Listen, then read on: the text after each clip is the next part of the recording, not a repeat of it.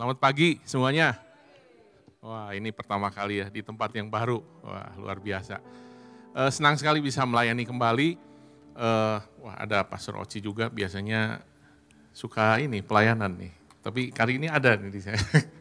Thank you udah memberi kepercayaan. Saya diberi tema oleh Pastor Oci itu bicara soal agent of change in family. Ya. Jadi saya mau share betapa pentingnya bahwa kita sebagai orang percaya yang sudah mengenal Tuhan, sudah mengalami pemulihan dari Tuhan, sudah mengalami banyak hal perubahan di mana Tuhan ambil kita. Mungkin kita dulunya orang yang sangat berdosa, ya. Ada orang yang berdosa yang baik-baik aja ada orang yang berdosa yang sangat hancur juga ada. Tapi Tuhan ubahkan kita dan inilah saatnya untuk kita ngambil tanggung jawab ini untuk kita menjadi orang-orang yang membawa pemulihan dan perubahan dalam keluarga kita. Dan ini harus kita ambil. Kita harus belajar untuk punya tanggung jawab ini. Karena saya percaya bahwa pemulihan yang Tuhan kerjakan itu bukan untuk diri kita sendiri.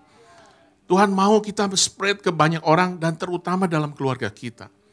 Nah, dari 2007 saya punya sebuah motto, everything start at home.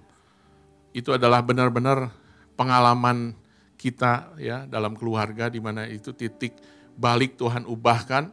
Selama 7 tahun pernikahan saya banyak membangun sesuatu itu di luar daripada rumah. Dan saya pikir itu baik gitu. Tapi saya lupa membangun sesuatu yang itu harusnya berasal dari rumah terlebih dahulu. Dan selama 7 tahun dengan istri saya sudah ampun-ampunan gitu ya dengan saya. Dan hampir kita itu selesai pernikahannya, tapi puji Tuhan, Tuhan pulihkan, Tuhan bangun kembali, dan titik balik ini yang menyadarkan bahwa ternyata semua harus dibangun dari dalam rumah. Kadang-kadang kita melayani di luar, kita mengasihi banyak orang, tapi di dalam rumah kita nggak pernah melepaskan kasih itu buat istri kita, buat anak kita. Kita belajar menerima banyak orang di luar, tapi di dalam rumah anak-anak kita tertolak, istri kita terluka. Dan ini yang harus kita bangun kembali, bahwa semua harus dimulai dari dalam rumah kita. Amin. Ya, siapapun kita, ya kita harus bangun ini dari dalam rumah. Nah, pernikahan dan keluarga itu memang sebuah rencana dasar dari kehidupan yang Tuhan ciptakan dari sejak awal. Dan itu adalah sesuatu yang menjadi tujuan Tuhan, kenapa Tuhan ciptakan kita. Nah, tapi iblis pun tahu bahwa kalau keluarga, pernikahan adalah sesuatu yang penting, maka iblis itu selalu serang pernikahan dan keluarga. Kita banyak mendengar ya, hamba-hamba Tuhan banyak berjatuhan, dan itu berkaitan dengan yang namanya pernikahan dan keluarga. Apa yang dibangun tadi, Kelvin bilang, itu bisa digoncang kalau memang dasarnya nggak kuat.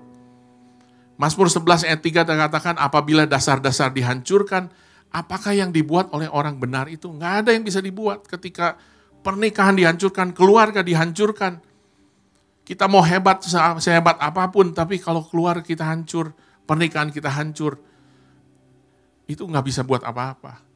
Ya. Karena itu penting sekali untuk kita kembali, untuk membawa perubahan, membawa pemulihan itu dimulai dari rumah kita. Sebelum kita menjadi agent of change di mana? Di luar rumah kita. Di dalam rumah kita juga terlebih dahulu. Orang-orang harus merasakan apa yang terjadi dalam rumah kita. Sebelum itu kita mau bagikan buat banyak orang. Ya. Nah, next.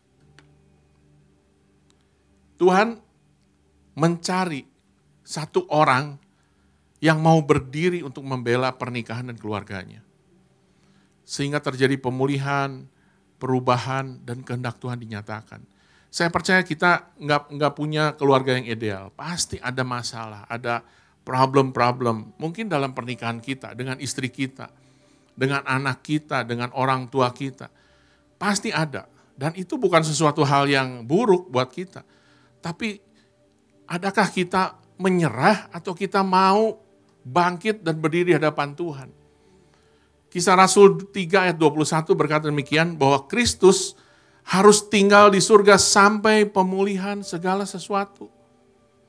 Jadi pemulihan yang Tuhan sedang kerjakan itu sedang menunggu bagaimana nanti Tuhan akan kembali menjemput kita sebagai mempelainya ketika semuanya itu sudah mengalami pemulihan. Dan pemulihan di sini artinya adalah dikembalikan pada original, kepada keadaan yang di awal Tuhan ciptakan. Tuhan ciptakan apa? Tuhan ciptakan keluarga. Itulah awal mula Tuhan mau pulihkan, dimulai dari keluarga. Karena itu kenapa setelah kami mengalami pemulihan, Tuhan kasih beban untuk kita melayani dalam area-area pemulihan. Baik pemulihan generasi, baik pemulihan keluarga. Dan memang segala sesuatu harus dipulihkan. Supaya Kristus bisa datang kembali menjemput mempelainya. Dan pemulihan yang Tuhan kerjakan itu selalu dimulai dalam keluarga. Segala sesuatu di sini itu harus dimulai dari dalam keluarga. Dan inilah waktunya kita, mungkin ada di tempat ini teman-teman semua, brother sisters, Bapak Ibu semua yang mungkin punya pergumulan di dalam pernikahannya, apa keluarganya. Jangan kita menyerah. Kita harus berdiri di hadapan Tuhan untuk membela pernikahan kita dan keluarga kita. Nah, bagaimana supaya pemulihan dan perubahan itu terjadi dalam keluarga kita? Saya mau kasih sesuatu yang sangat simple, nggak terlalu muluk-muluk, hal-hal yang sederhana yang kita pernah alami dan bisa kita lakukan semua untuk menjadi agent of change. Yang pertama adalah berdoa bagi keluarga. 2 Tawarik 7 ayat 14 berkata demikian, dan umatku yang atasnya namaku disebut, merendahkan diri, berdoa dan mencari wajahku, lalu berbalik dari jalan-jalan yang jahat. Maka aku akan mendengar dari surga dan mengampuni dosa mereka, serta memulihkan negeri mereka. Satu bangsa aja Tuhan dengar, Tuhan bisa pulihkan. Dan itu pemulihan bangsa itu selalu dimulai dari keluarga-keluarga. Makanya penting sekali doa itu bukan sesuatu yang kita lakukan di terakhir aja. Kalau semua usaha sudah kita lakukan semua, baru nanti doa aja. Gitu kan kita selalu begitu kan, ya doa aja nanti. Ya kalau udah mentok ya doa gitu. Tapi saya percaya bahwa doa itu sesuatu yang benar-benar powerful. Saya mau saksikan bahwa di keluarga kami, itu keluarga besar dari mama saya, itu keluarga besar, 9 bersaudara, saya punya kungkung popo, mereka semuanya itu bukan orang percaya. Hari ini tinggal satu sih yang belum percaya Tuhan, itu II yang ada di Hong Kong. Tapi yang lain semua sudah kenal Tuhan termasuk kungkung popo. Dan ini dari mana asalnya? Dari seorang tante saya, II saya, yang ketika dia berjumpa Tuhan, mengenal Tuhan, kemudian dia selalu berdoa buat keluarga besarnya, buat adik kakaknya, papa mamanya, semua keponakan-keponakannya. Dan selalu ngajarin saya waktu itu, ketika saya juga lahir baru, diajarin, kamu harus doa buat papa mama, supaya bisa kenal Tuhan. Dan dari situ saya terus belajar berdoa, supaya Tuhan juga pulihkan keluarga. Karena papa mama kan dulu sering ribut. Wah, dari saya kecil tuh, ribut aja terus. Jadi itu yang membuat saya juga terluka dan membuat saya juga sedih gitu, punya keluarga, punya papa mama tuh nggak akur, ribut. Tapi doa. Dan sampai kapan saya berdoa? Ya sampai Tuhan jawab. Apakah waktunya sebentar? Enggak juga. Papa saya bertobat itu, terima Tuhan, mau dibaptis itu 2013. 2013 didoakan dari tahun 87, bayangin. 87 berdoa.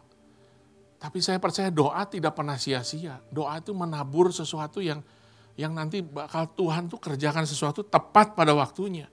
Nggak bisa dengan ukuran kita. Bagaimana kita mengalami pemulihan dalam pernikahan kita? Bagaimana kalau kita tidak memulai sesuatu dalam doa? Sesuatu harus dimulai dengan doa. Doa sama Tuhan. Berdiri, membela keluarga kita. Ketika Tuhan pulihkan pernikahan kita juga, saya sebenarnya menjerit, Tuhan, kenapa saya melayani Tuhan? Iya. Wah, aktif dalam pelayanan? Iya. Tapi pernikahan kok kacau gitu ya. Dan itu nangis gitu di hadapan Tuhan, Tuhan tolong pulihkan. Sampai memang 2007 waktu itu Tuhan pulihkan benar-benar. Ya. Dan di situ titik balik saya membangun kembali pernikahan dan keluarga. Dan itu selalu dimulai lewat doa. Bagaimana Tuhan memulihkan banyak hubungan-hubungan dengan papa. Itu termasuk. Nah, ketika kita sudah berdoa, berdoa jangan menjadi lemah. Terus berdoa untuk sampai Tuhan jawab dan Tuhan pulihkan. Dan yang kedua, yang kita harus kerjakan sebagai agent of change adalah ya memang kita harus memulihkan hubungan. Hubungan yang rusak, hubungan-hubungan yang rusak dalam pernikahan dan hubungan keluarga, itu nggak akan selesai, nggak akan beres kalau kita hanya diamkan saja. Nggak akan. Itu harus ada inisiatif kita memulihkan, mulai punya momen untuk kita mengadakan pemulihan. Natal ini bicara soal apa sih? Tuhan datang dalam dunia bukan hanya sekedar ampuni dosa, tapi Tuhan mau pulihkan hubungan. Ada inisiatif dari Tuhan sendiri untuk memulihkan hubungan. Bagaimana kita sebagai anak-anak Tuhan yang sudah ngalamin Tuhan, kita nggak punya inisiatif sama sekali untuk memulihkan, membereskan semua hubungan dalam kehidupan kita. Yang paling banyak, kita tuh terluka, kita punya hubungan yang rusak tuh dengan ayah kita, dengan orang tua. Dan itu kita ngadain camp di anak-anak, meskipun dari SMP, SMA, bahkan sudah bekerja, bahkan sudah menikah pun, yang namanya problem hubungan dengan papa itu menjadi hal yang topik yang cukup banyak. Ya, dan itu adalah sebuah akar yang kita harus bereskan. Saya ingat saya ketika dapat firman Tuhan tentang bagaimana saya harus mengampuni papa, itu tahun 93. Waktu itu kayak di Leo sharing tentang hati Bapa. Aduh Tuhan, saya mau ampuni papa karena saya terluka, saya kecewa. Saya dulu sempat berpikir, udahlah papa lebih cepat diambil aja sama Tuhan. Daripada hidup juga nggak ada gunanya gitu. Buat kita sebagai anaknya, terutama saya nggak ngerasain ada fungsi seorang ayah. Ketika saya tahu ada kebenaran firman seperti itu, saya harus mengampuni. Tapi gimana caranya Tuhan? Ya kalau mengampuni secara pribadi sih saya sudah lah gitu ya. Saya sudah bilang sama Tuhan, Tuhan saya mau ngampuni. Tapi ketemu papa lagi, ya nafsu lagi gitu ya. Ribut lagi. Paling sering ribut saya. Sampai 2007 papa saya itu stroke dan harus dirawat, harus dibawa ke Bandung. Saya harus ngerawat dengan istri. Di situ juga saya masih belum punya hati gitu. Sampai 2013 waktu itu, ketika 2012-nya itu saya tuh ngadain camp di Toraja. Itu camp pertama kali kita melayani anak-anak teens waktu itu. Ada 400 anak di Toraja, ngadain camp. Saya waktu itu nggak bicara, saya hanya main musik. Tapi ketika teman-teman bicara, terutama soal pemulihan dengan papa, waktu itu saya disentuh Tuhan dan saya nangis waktu main musik tuh. Lalu mereka ministry, saya tuh juga dilawat Tuhan. Dan dari situ, Tuhan benar. Pulang, waktu itu ada ditantang untuk nulis surat buat papa. Saya tulis buat papa, buat mama. Pulang saya benar-benar kasih ke papa, saya nangis. Itu pertama kali saya peluk papa. Bayangin umur berapa itu? Umur 35 tahun. Bayangin, selama 35 tahun nyentuh aja gak pernah. Nyentuh yang namanya papa tuh gak pernah. Tapi waktu itu saya peluk papa saya nangis. Dari situ saya tahu Tuhan pulihkan hubungan saya dengan papa. Apa yang menjadi ciri? Karena kan pemulihan kan bisa saja kita ngomong saya sudah beres. Cirinya adalah saya tuh bisa nangis buat papa saya. Saya bisa merasakan hati Tuhan dan saya Aduh, itu benar-benar pertama kali Tuhan pulihkan. Dan dari situ lahirlah pelayanan-pelayanan dari Elijah untuk menyentuh anak-anak teens. Dan pemulihan itu memang harus dimulai dari dalam rumah. Yang kedua, mungkin di Matius itu dikatakan bahwa ketika kita mau mempersembahkan sesuatu di atas mezbah, ya mezbah itu bisa bicara mungkin pelayanan kita lah, kita ada di dalam hadirat Tuhan lah, kita lagi di jamaah Tuhan lah. Tapi engkau akan teringat akan sesuatu yang ada dalam hatimu, hati saudaramu terhadap engkau.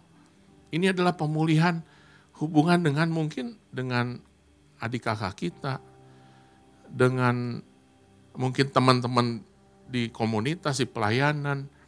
Ada banyak ganjalan-ganjalan yang ada dalam hubungan dalam kehidupan kita yang nggak pernah kita bereskan. Hari ini kalau kita mau jadi agent of change dalam keluarga kita harus menginisiasi, kita harus adain rekonsiliasi pemulihan. Tinggalkan persembahanmu di depan mezbah dan pergilah berdamai dulu dengan saudaramu. Lalu kembali untuk mempersembahkan persembahan itu. Bahkan Tuhan bilang pemulihan hubungan jauh lebih penting daripada pelayanan, daripada mezbah sekalipun. Mungkin kita hebat, kita bisa bangun mezbah dalam hidup kita. Tapi kalau hubungan banyak yang terganjal, banyak yang rusak, banyak yang nggak beres dengan sesama kita, Tuhan bilang tinggalkan itu semua, pulihkan dulu. Baru kita bisa menjadi agent of change yang membawa perubahan, pemulihan dalam kehidupan kita. Makanya saya suka heran kalau ada orang yang ngaku dia sangat intim sama Tuhan, tapi punya problem dengan banyak orang dalam hubungan. Orangnya banyak kesinggung, banyak marah sama orang, tapi dia bilang saya intim sama Tuhan. Wah, saya bilang keintimannya dipertanyakan. Ya. Karena orang-orang yang benar-benar intim sama Tuhan, dia punya hati Tuhan, dia punya belas kasihan Tuhan. Nggak mungkin dia nyimpan sesuatu. Nggak mungkin dia nggak ngampunin orang. Nggak mungkin dia nggak terima orang apa adanya. Apalagi sama suaminya, sama istrinya. Nggak pernah bisa beres hubungannya. Nggak mungkin kalau kita punya hatinya Tuhan. Kan itu penting sekali kita inisiasi. Pemulihan hubungan harus terjadi dalam kehidupan kita. Kalau ada ganjalan-ganjalan apapun bereskan, jangan dibiarkan. Memang perlu momen, mungkin perlu kairosnya Tuhan. Tapi doa sama Tuhan, Tuhan saya mau bereskan ini. Yang ketiga, hidup jadi kesaksian dan teladan nyata. Nanti saya undang brother saya ini, brother Noya sama istri, sister Ganjar. Dia akan share sesuatu yang apa yang terjadi dalam kehidupan pernikahan mereka, keluarga mereka. Tapi yang penting ketika kita jadi agent of change, saya percaya hidup kita harus jadi kesaksian dan teladan. Orang bisa ngelihat kita bukan karena kita hebat, bisa melakukan banyak hal, mungkin kita punya banyak uang, tapi kesaksian hidup yang harus muncul lahir dalam kehidupan kita sebagai orang-orang yang membawa perubahan. Bagaimana kita mau bawa perubahan, kita koar-koar ke sana ke sini, bicara tentang kasih Tuhan. Tapi hidup kita banyak orang yang luka sama kita. Banyak orang yang nggak suka sama kita. Kita bukan berarti kita harus menyenangkan semua orang, saya nggak bilang seperti itu. Tapi kalau ada ganjalan, apalagi dengan orang-orang yang ada di rumah kita, orang-orang terdekat kita. 2 ayat ini berkata bahwa lewat kesaksian hidup kita, itu udah berbicara dengan banyak. Istri yang nggak usah banyak ngomong, tapi mereka tunduk sama suaminya.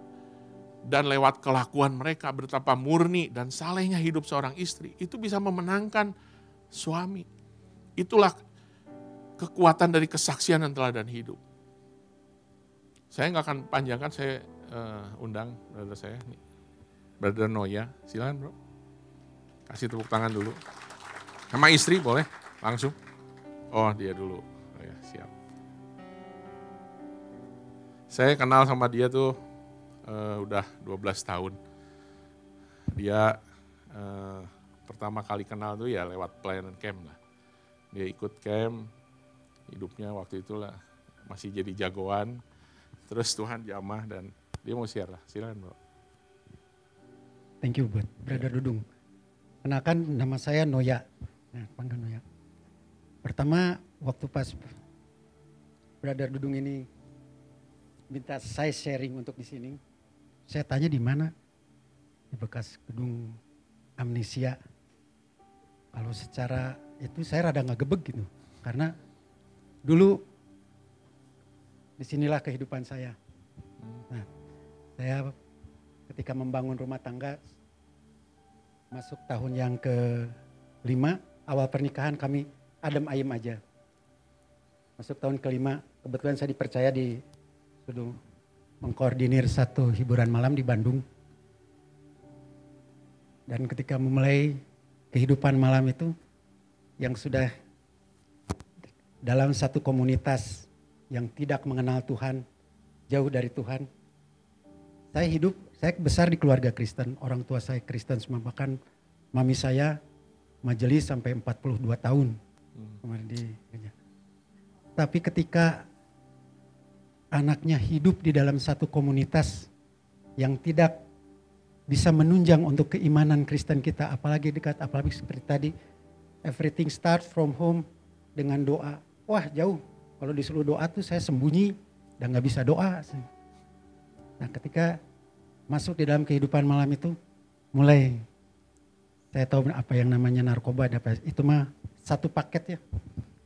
Narkoba, judi, dan pastinya dengan wanita. Saya meninggalkan kehidupan keluarga saya yang telah dibangun, yang pada saat itu istri saya juga bukan dari keluarga Kristen. Mereka tidak setuju dengan pernikahan kami karena ya kalau orang sekarang bilang kecelakaan ya. Kecelakaan, 3 bulan pernikahan kami punya anak. Yang asalnya juga anak itu mau kami gugurkan. Cuman gak tahu kenapa jadi. Nah, ya sudahlah, nikah saja. Dalam perjalanan hidup berkeluarga kami, ya ketika kerja malam itu mulai saya tahu yang namanya Happy Five, ekstasi, saya tahu namanya sabu. Bahkan kehidupan malam saya itu, dan kalau saya kan kerja di Sukajadi, saya kebetulan pimpin hiburan malam di Sukajadi. Kalau beres jam 2, ini tempat pelarian saya nih di Amnesia, karena ini tutupnya jam 4. Kita lanjut, sudah nggak tahu kehidupan istri saya bagaimana di rumah, nggak tahu pertumbuhan anak saya bagaimana. Saya tinggalkan anak saya ketika kelas 3 SD. Dan saya baru pulang kembali ke rumah itu juga karena kaki saya patah, saya tidak bisa kemana-mana. Anak saya masuk kelas 1 SMA. Ya bisa dihitung sendiri mungkin sekitar 6-7 tahun. Dan saya juga tidak mengerti bagaimana istri saya bisa menjadi agen perubahan. Dia bisa kuat di dalam kehidupannya untuk masih bertahan. Bahkan mami saya yang notabene majelis sudah menganjurkan untuk menceraikan saya karena ya sudah nggak bisa ada yang diharapkan lagi. Tapi dengan ketaatan istri, tentunya dengan kekuatan dari Tuhan ya. Puji Tuhan saya bisa pulih hubungan dengan istri saya. Nanti secara detail mungkin yang merasakan kepedihan yang akan bercerita. Gitu. Dan saya tinggalkan sampai istri saya berkali-kali memergoki saya di tempat kosan bersama cewek-cewek malam berapa kali sampai dia gedor. Bahkan, kalau cerita ini saya sedikit, ketika papi saya meninggal pun, satu keluarga tuh nyari saya, keadaan saya ada di mana.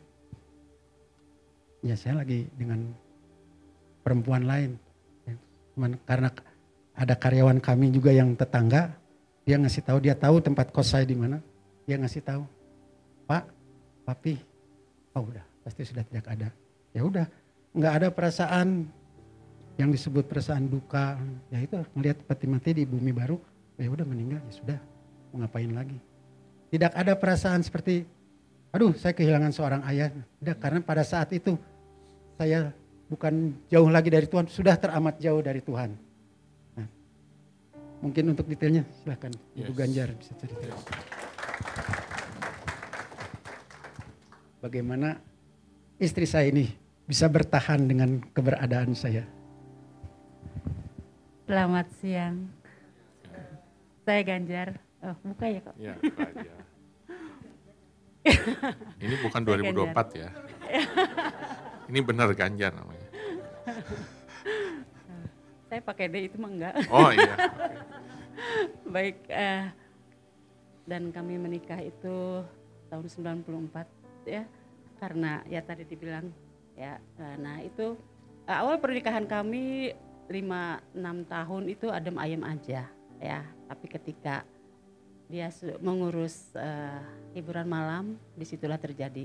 Gini Bapak Ibu, hiburan malam di sana pulang, dia sih awalnya tahun kedua, tahun pertama, tahun kedua pulang tepat waktu jam 2 malam ya. Tutup di sana jam 2 Pak. Wah, Tepat waktu jam 2. Jadi bersyukur Bapak Ibu yang pulangnya jam 7, jam 8 masih oke lah ya. Ini jam 2. Tepat waktu jam 2. Tambah ke sini jam 3, jam 4, jam 7 pagi baru dia datang pulang ke rumah. Kenapa Pak? Iya, tadi ada urusan lah, ada yang mabuk lah, ada itu lah, urusan seperti itu. Lama-lama jam 10 pagi baru dia nyampe rumah, bapak-bapak, ibu-ibu. Oke, saya masih toleran lah ya. Lama-kelamaan dia pulang hanya untuk mandi jam 2 siang, ganti baju, balik lagi. Ma kerja dulu. Oke, itu berlangsung lama. Lama-lama telepon, Ma aku gak bisa pulang. Kenapa Pak? Iya ini ada urusan harus kesini, harus kesini. Oke, tidak pulang tuh lama-lama dari jam 2, jam 3, jam 6, jam 7, jam 10, jam 2 siang. Sampai akhirnya dia gak pulang-pulang ke rumah. Dia gak pernah ketemu anaknya dong. Anak saya waktu itu masih SD. Gak pernah pulang, gak pernah ketemu papahnya. Kalau ditanya, Pak emang papa mana? Masih kerja. Urusannya kerja, oke. Lama-lama dia masih pulangnya ya sebentar aja, hanya ganti baju aja gitu ya. Mandi ganti baju, balik lagi mandi ganti seperti itu. Beberapa tahun kemudian dia udah keenakan. Kemudian anak saya pun kalau dia datang ke rumah ya dia tidak nanya apa-apanya lagi, dia udah biasa gitu ya. Dan kami pun berdua sudah terbiasa dengan tidak kehadiran seorang suami dan seorang ayah di rumah. Ya itulah yang terjadi apa? Ketika saya mengetahui dia itu ada seseorang selain saya, tidak seseorang, ada 1, 2 dan 3 entah berapa. Yang saya tahu 3 ya. Tapi ya itulah, oke. Apa yang terjadi? Pintu rusak dong, pintu kamar mandi saya tendang. Ya, piring-piring juga melayang, pecah. Dan tidak hanya itu, kami sering bertengkar. Anak saya lihat, saya nggak pernah cerita loh ke anak saya kalau papanya tuh begini, enggak. Dia lihat sendiri. Ya, anak saya waktu itu SD, masih SD. Dia melihat, anak saya 1 laki-laki. Anak kami bukan anak saya, anak kami ya. 1 laki-laki. Dia melihat kami berdua bertengkar di depan dia. Ya, dia nggak pernah komentar. Dia masuk kamar, saya nggak tahu apa yang dia lakukan di kamar. Tidak hanya itu saja, dia pun KDRT. Saya mengalami itu. Pernah sekali waktu kami di dapur, kami bertengkar hebat, ada pisau. Dia lagi mabok, karena kalau dia pulang itu nggak pernah sadar diri. Dia nggak pernah sadar dengan benar-benar sadar gitu. Pulang pasti aja ngomel macam-macam, ngomong blablabla gitulah. Yang mabok seperti itu mungkin ya. Nah, kali waktu kami bertengkar di dapur ada pisau, dia tusuk saya. Tapi nggak, maksudnya kena sih, cuman nggak sampai luka gitu ya. Sekali waktu dia sadar, dia lihat perut saya biru, udah hitam tuh. Perut kamu kenapa? Dasar mabok, nggak tahu ya kenapa. Karena kejadiannya udah 2 hari yang lalu gitu, biru dia. Dia kaget juga sih sebenarnya, lihat perut saya biru gitu ya. Dia nggak nyadar. Tetapi ya lama-lama apa yang saya lakukan? tahun kedua, ketiga saya tahu dia seperti itu. Hancur dong. Tadinya harapan saya menikah dengan dia. Karena kan baru nih saya masuk Kristen ya, maksudnya mengenal. Saya belum mengenal siapa itu Kristus. Saya belum tahu harus bagaimana. Saya hanya ke gereja aja. Nggak tahu harus bagaimana. Ya berdoa pun waktu itu dikasih tahu sama papa mertua saya, nih kalau berdoa tuh harus begini. Oh iya papi, gitu ya. Harapan saya waktu itu, saya mempunyai suami yang bisa membimbing, yang bisa mengenalkan Kristus kepada saya, yang bisa membangun iman saya supaya lebih dekat lagi kepada Kristus. Tapi pada kenyataannya, saya nggak dapatkan itu dari suami. Malahan, ya itulah, saya hancur, saya kecewa pasti. Saya marah, iya. Ya, tahun kedua, satu, kedua, ketiga itu saya nggak tahu harus apa yang saya lakukan. Saya nggak ngerti harus bagaimana, ya. Tetapi ketika berjalannya waktu, saya pikir saya harus berubah, ya. Saya pikir saya harus berubah. Saya nggak mungkin dong begini terus, kasihan anak. Malahan waktu mami mertua saya bilang, udah cerai aja. Dan saya tidak bisa cerita ke orang tua saya. Karena tadi ya, nggak mungkin dong saya cerita. Ma, si Andre tuh gini, saya panggil dia Andre. Si Andre tuh gini. Nggak mungkin dong. Kalau saya cerita pasti saya balik lagi. Ayo ikut lagi ke saya gitu ya. Mungkin mami saya atau keluarga saya juga bilang begitu. Makanya gitu, dengerin, ayo balik lagi. Saya nggak mungkin cerita, saya tidak cerita. Sampai detik ini pun keluarga saya, mama saya nggak tahu kelakuan dia. Dia di depan keluarga saya begini loh, sampai sekarang, ya. Dan saya berusaha untuk menjaga martabat dia di keluarga saya. Saya nggak mau dia hancur martabatnya di depan keluarga saya. Saya berusaha dan sampai sekarang pun ya, dia mungkin 5 kali ya jempolnya kalau ada di ini. Apa yang saya lakukan setiap hari seiring berjalannya waktu. Tadi doa ya Kudung ya. Saya sampai beli buku istri-istri yang berdoa. Setiap minggu saya ke Gramedia, saya cari buku, saya berdoa karena saya nggak mungkin cerita ke orang gitu ya. Tetapi ya terutama ke keluarga. Di keluarganya suami saya tuh ya udah macam-macam lah. Tadi mami nyuruh saya cerai, keluarganya juga bodoh sih kamu mah, gitu-gitu aja. Udah biarin aja. Ya udah saya disebut bodoh-bodoh gitu ya. Terus ada satu lagi keluarga yang bilang, wah itu mah udah mendarah daging, udah nggak bisa diapa-apain, udah tinggalin aja, biarin aja dia mah. So kamu mau hidup sendiri aja, gitu ya. Itu ada saudara-saudara seperti itu. Saya berpikir apakah saya memang harus seperti itu. Tetapi lama-kelamaan saya di hati saya dan pikiran saya harus memenangkan dia kembali. Nggak mungkin dong saya tinggalkan gitu ya. Karena dia udah mengenal Tuhan, dia tuh anak Tuhan. Ya, dia anak Tuhan, nggak mungkin, maksudnya dibiarkan begitu saja. Saya bertekad di hati saya harus memenangkan kembali dia. Sampai saya berpikir, Tuhan tolong bagaimanapun caranya, kalaupun saya harus mati, tapi dia harus kembali ke Tuhan. Ada di pikiran saya seperti itu. Dan ada keyakinan di hati saya, sekali waktu dia akan kembali. Ada di pikiran saya seperti itu, entah bagaimana saya. Berapa lama dulu sampai berdoa dan Tuhan jawab itu? Ya. Kalau dia rasakan sih katanya 7 ya. 7 tahun. 6 tambah 3 berapa ibu-ibu? Biasa itu suka salah, biasa ya. Suami suka salah. Ya, Aslinya dia berapa? korupsi waktu. Ya hampir 9-10 tahun. Oh, 9-10 ya, tahun. Setiap hari, dulu saya nggak, Pelaku mah nggak tahu, lupa pelaku mah. Dulu saya nggak kerja. Setiap antara anak pulang saya cari kesibukan sendiri, tapi berbeda dengan kesibukannya dia. Saya cari persekutuan doa, saya cari perkumpulan ibu-ibu yang mengadakan ibadah, ya persekutuan kayak gitu. Setiap hari, hampir setiap hari saya cari itu tempatnya di mana saya datengin, saya berdoa, saya menguatkan diri saya sendiri. Gini loh, istilahnya kalau hati ini terbuat dari kaca atau kristal, hati saya sudah hancur berkeping-keping entah kemana. Saya harus mengutin satu-satu, disusun lagi. Seperti bentuk semula dan itu nggak boleh ada retakan. Kalau ada retakan itu berarti masih senggol sedikit aja pasti hancur lagi kan. Saya berusaha untuk selain berdoa di rumah sendiri, saya cari persekutuan, saya cari ada gereja-gereja yang membuka doa-doa pagi, doa-doa malam. Itu hampir setiap hari saya datengin. Sampai sekitar jam 8, pokoknya habis antar anak sekolah, saya pulang kembali itu ke sekolah, bukan ke rumah. Saya jemput anak, bawa pulang ke rumah. Ketika sampai rumah, anak saya bilang, udah si papa ya mah. Dia udah nggak mau masuk loh. Dia diam aja di motor, saya pakai motor. Itu udah SMA ya? SD, masih SD. SD SMP saya masih jemput. Setiap kali pulang begitu, nggak mau dia ketemu papanya. Udah nggak apa-apa.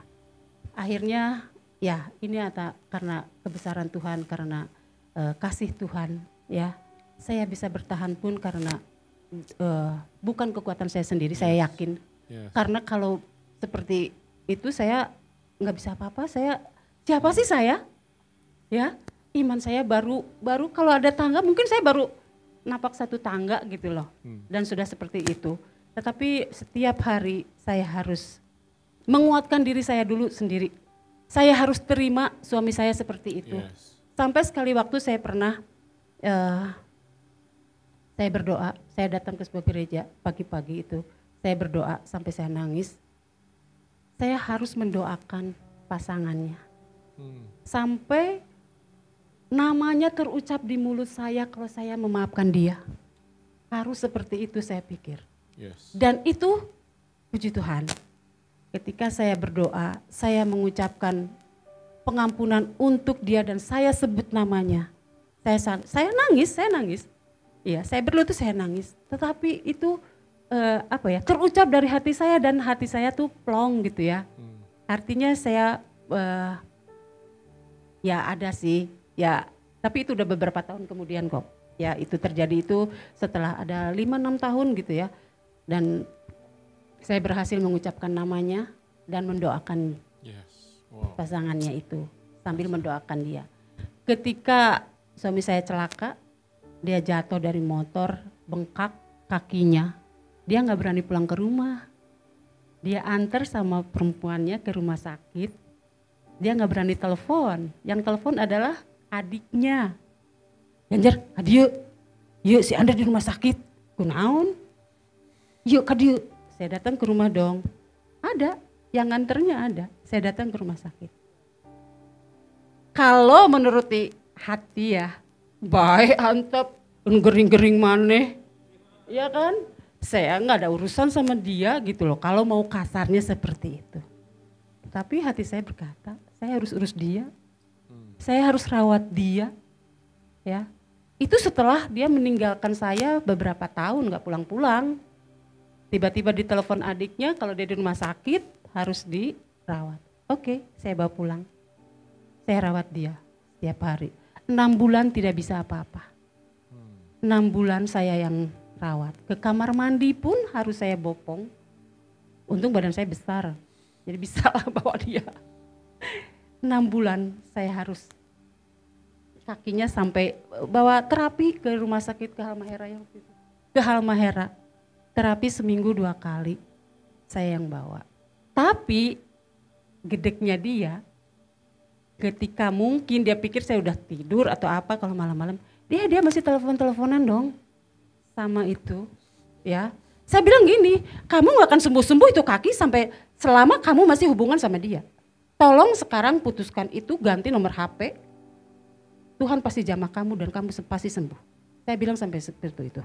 Saya ultimatum dia. Akhirnya dia berpikir, oke. Tidak lama dari itu dia lepaskan semuanya, sembuhlah kakinya. Ya, sembuh kakinya. Ya, puji Tuhan. Tidak maksudnya ya kita harus kembali ke diri kita juga sih ya. Bagaimana kita harus bersikap. Tetapi lama-kelamaan ketika dia ikut camp ya. Dan hubungan saya berat sekali ketika harus menerima dia kembali ya pastinya dengan keadaan dia sakit aja pulang gitu kan, selama ini kemana gitu. Anak saya sampai lulus SD, SMP, mau masuk SMA, baru dia pulang ke rumah. Dan itu pun karena ya itu tadi kecelakaan itu ya. Ketika dia pulang saya harus benar-benar apa ya? Selama dalam perjalanan itu saya berusaha untuk tidak membuat sesuatu, maksudnya yang membuat dia marah gitu. Saya berusaha supaya saya itu baik-baik saja, istri yang taat, istri yang penurut gitu ya. Tidak membuat dia, karena sedikit saja hal yang itu akan membuat dia marah dan menyalahkan saya gitu. Ya, nah, saya berusaha untuk tidak melakukan hal-hal yang membuat dia marah. Nah sekarang titik baliknya bro, boleh cerita secara singkat aja. Kenapa bisa balik dan akhirnya meninggalkan semuanya? Oke.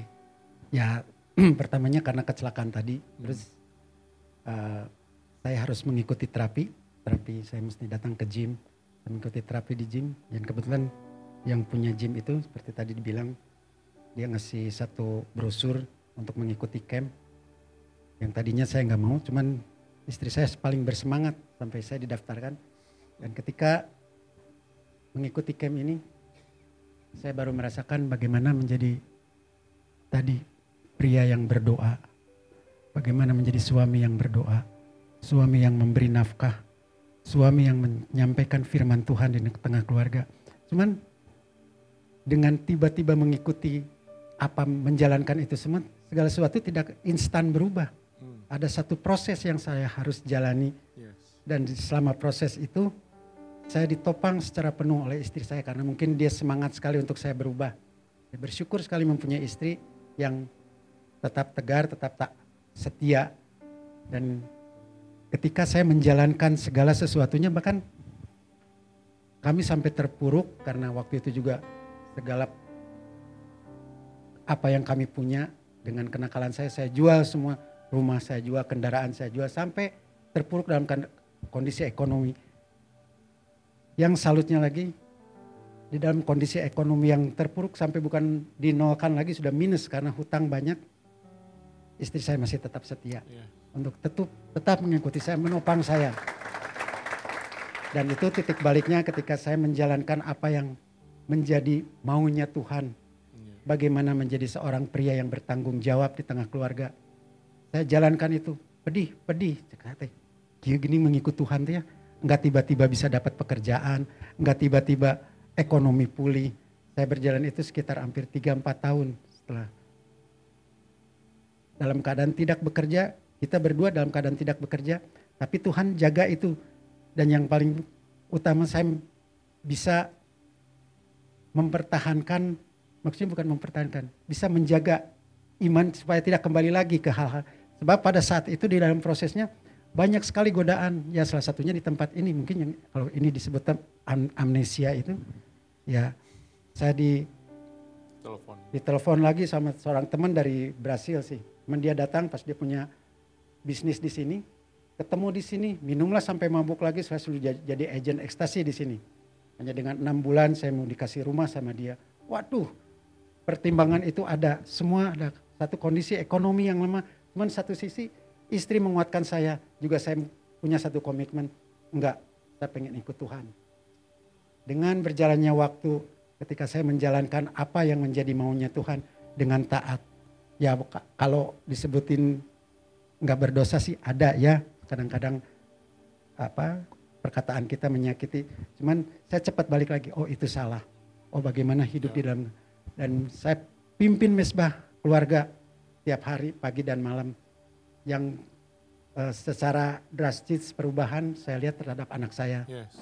Anak saya itu sampai dia ikut boxer ya, tarung derajat. Anak saya lebih gede dari saya, tingginya sekarang sampai ke pelatih boxernya, kebetulan teman saya bilang, halus tah, orang ilukeun kompetisi. Anak saya cerita di rumah, saya waktu ditandingkan saya pukul terus orang itu sampai hancur-hancur. Saya dalam hati, wah ini jangan sampai trauma ngelihat waktu saya memukul istri saya. Anak saya, wah saya harus berubah, saya harus berubah. Setiap hari di depan anak saya, setiap pagi, istri saya sudah bekerja dan saya pun mau bekerja, saya cium istri saya, anak saya ngelihat. Lama-lama ketika dia tahu, oh bahwa bapaknya mengasihi istrinya, dia keluar dari tarung derajatnya. Padahal saya juga dalam hati udah deg-degan, badan gede, terus bisa tarung derajat, aduh kalau balas dendam teh, ternyata hal itu tidak terjadi dan puji Tuhan di sana dia juga ya sampai saya sedikit terharu juga waktu dia dapat satu reward dari TOEFL dalam bahasa Inggrisnya. Dia dengan Papa yang datang mewakili saya, lihat saya dapat ini. Aduh, Bapak Ibu, itu saya rasa seperti dapat satu karena hubungan kami tidak baik dengan anak saya.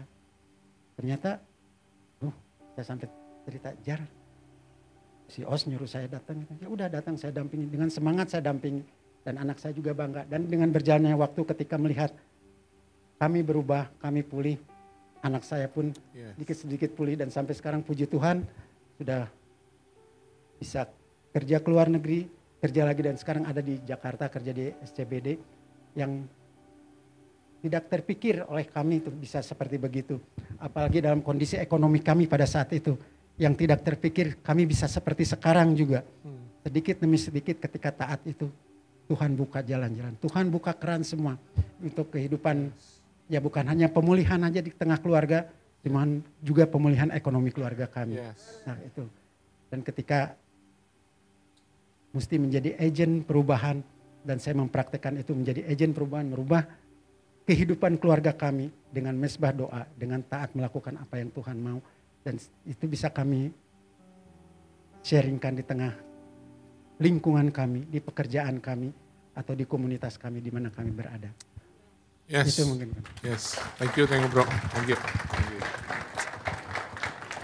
Ya nggak mudah lah. Saya juga menemani mereka itu dari 2010 ketika saya ketemu kan di pelayanan.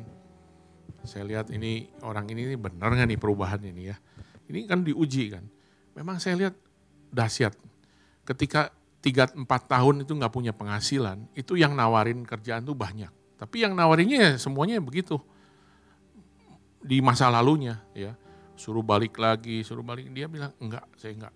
Dia lebih memilih untuk nggak punya penghasilan daripada dia harus punya penghasilan tapi balik lagi ke dunia malamnya. Dan hari ini saya ngelihat wah dahsyat lah. Hubungan dengan anak sangat dekat saya lihat. Anaknya itu sangat dekat sekali. Ini nggak hanya omongan di mimbar saja, tapi memang kehidupannya dahsyat. Dan itu adalah karena ada satu orang yang mempertahankan, yang mau menjadi agent of change dalam keluarga. Jadi apapun kondisi kita, mungkin secara manusia nggak mungkin mereka tuh bisa pulih, nggak mungkin lah. Ya banyak juga pernikahan yang memang hancur, nggak bisa balik lagi. Tapi saya percaya bahwa Tuhan pasti punya rencana. Nah yang terakhir yang saya mau share adalah ini. Bagaimana menjadi agent of change adalah hidup jadi saluran berkat. Banyak kita tuh Tuhan kasih berkat tuh udah cukup lah. Ya. Tinggal kita tuh belajar jadi saluran berkat minimal buat keluarga dulu lah. Jangan dulu bicara buat luar gitu ya. Buat orang-orang luar, buat kota, buat bangsa. Ini di keluarga kalau ada orang-orang yang berkekurangan. Bagaimana nggak mungkin sih kita punya hati itu tersentuh dan punya inisiatif untuk saya mau bantu. Jadi saluran berkat yang nyata tuh nggak hanya bicara di mulut tapi dalam action. Kalau ada mungkin keponakan kita lah, siapapun nggak bisa sekolah. Apakah kita cuma diam aja? Kita cuma ngomong ya udah doa nanti Tuhan pimpin berkati masa depan kamu. Kalau kita punya sesuatu yang kita bisa bantu supaya dia bisa sekolah. Jangan hanya sekolah sampai SMA, sampai kuliah. Ini bicara soal agent of change. Jadi nggak hanya di mulut gitu. Banyakan kita kenapa nggak bisa jadi saluran berkat? Yang pertama kita tuh nggak peka, nggak punya kepedulian. Kita biarkan udahlah, mungkin hidup kita aja udah susah lah ya, keluarga kita, anak-anak kita. Udahlah biarin keponakan kita, siapa mungkin ada paman kita, nggak ada kerjaan, udah pensiun, nggak ada kerjaan. Terus kita tutup mata gitu. Saya bilang bahwa kalau kita namanya agent of change, kita tuh pasti jadi saluran berkat. Yang kedua, kenapa kita nggak bisa jadi saluran berkat selain tadi nggak peduli? Kita tuh jujur banyak yang kikir, banyak yang pelit, banyak yang hitung-hitungan dengan uang tuh.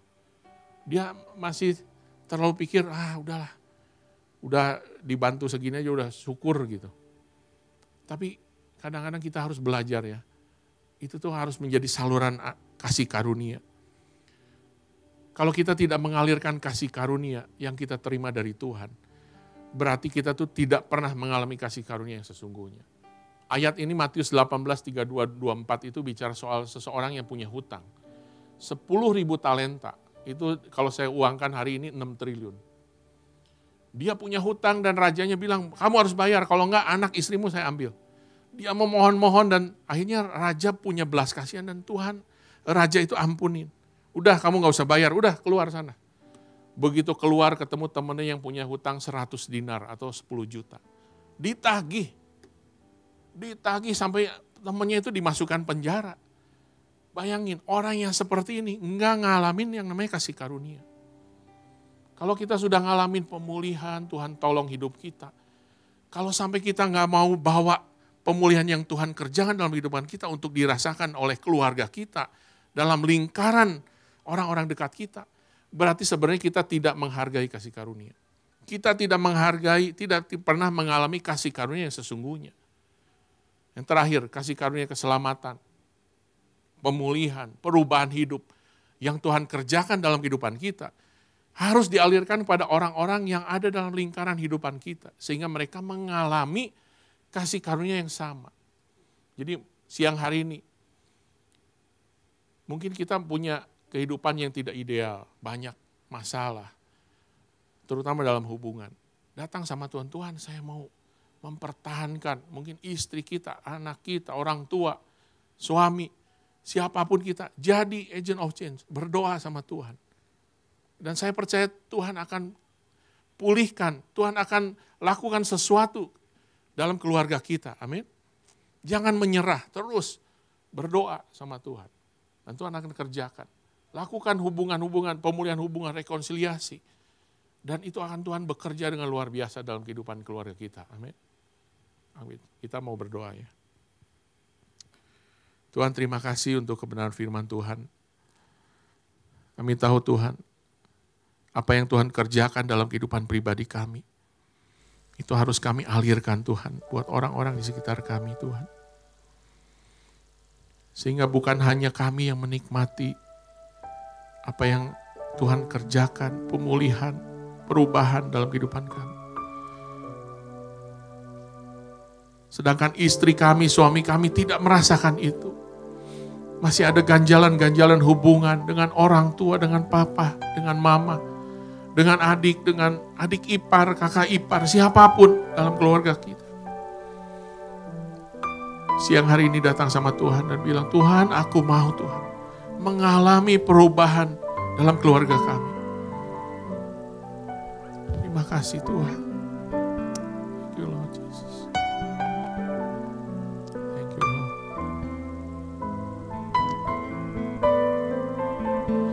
Siang hari ini datang sama Tuhan dan nyatakan sama Tuhan, ku perlu Engkau Yesus, haus jiwaku menantikan.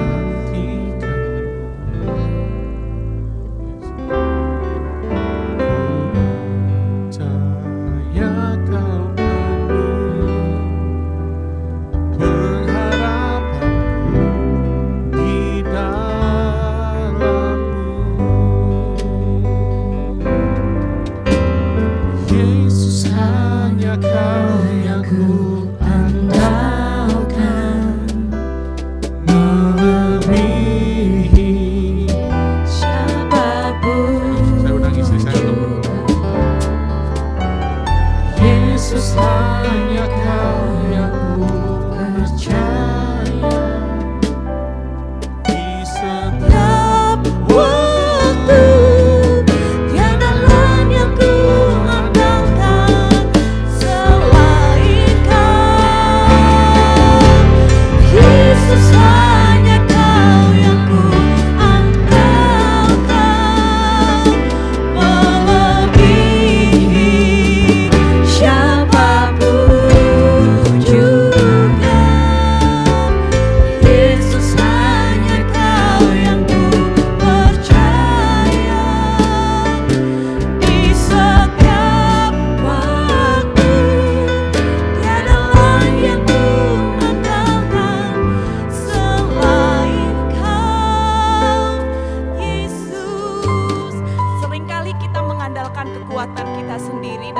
kita mampu.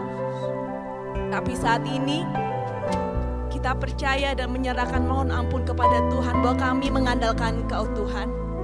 Kami tidak mampu sendiri Tuhan. Dan seringkali kami menuntut pasangan kami untuk berubah, anak-anak kami berubah dan kami merasakannya pada jenuh dan kami jatuh sendiri. Tapi Tuhan katakan, jangan lelah untuk kau berdoa berlutut. Dan kau tidak bisa mengubah pasanganmu dan orang lain. Berubahlah dari dirimu sendiri. Berubahlah untuk engkau menjadi agennya Tuhan. Berubahlah engkau menjadi kesaksian hidup. Dan agar nama Tuhan dimuliakan lewat kehidupanmu. Dan jangan kau menyerah dengan apapun juga.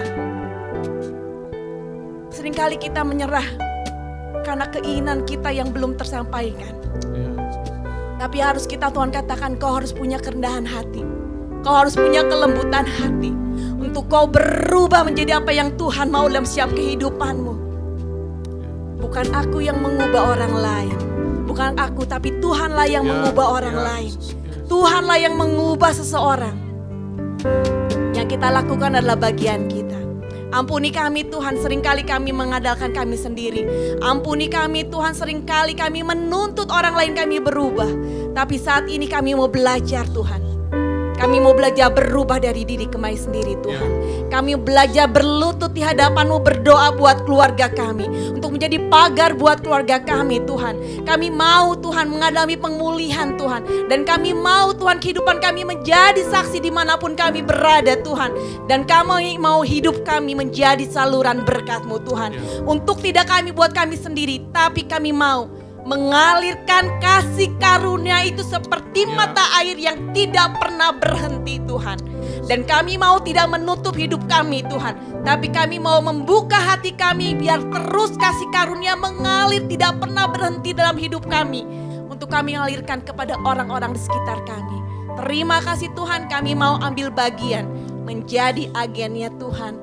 Membawa perubahan demi perubahan dari kehidupan kami juga orang-orang sekitar kami. Terima kasih Tuhan Yesus. Di dalam nama Tuhan Yesus kami berdoa berkatakan amin.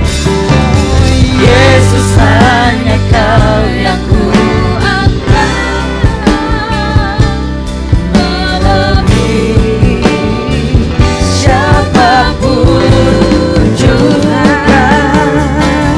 Yesus, hanya Kau yang ku percaya.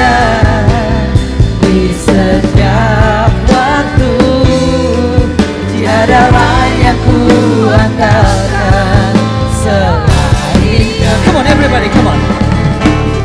Yesus, hanya Kau yang ku andalkan, melebihi siapapun juga.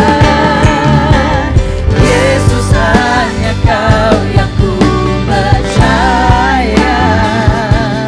Di setiap waktu tiada lain yang ku andalkan